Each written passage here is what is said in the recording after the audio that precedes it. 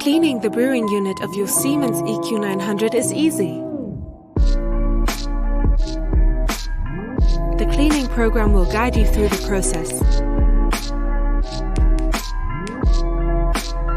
First, empty and reinsert the drip tray. To get to the brewing unit chamber, remove the water tank and the brewing unit cover by pushing the two red lockers together. Take out the brewing unit by sliding the red lock to the right.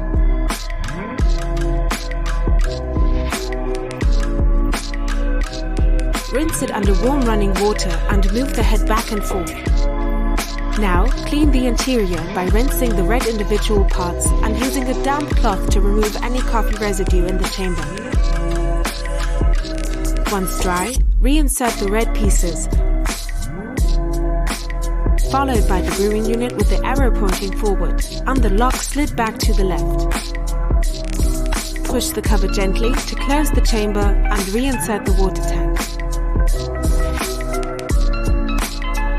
Enjoy your Siemens EQ900 for a long time.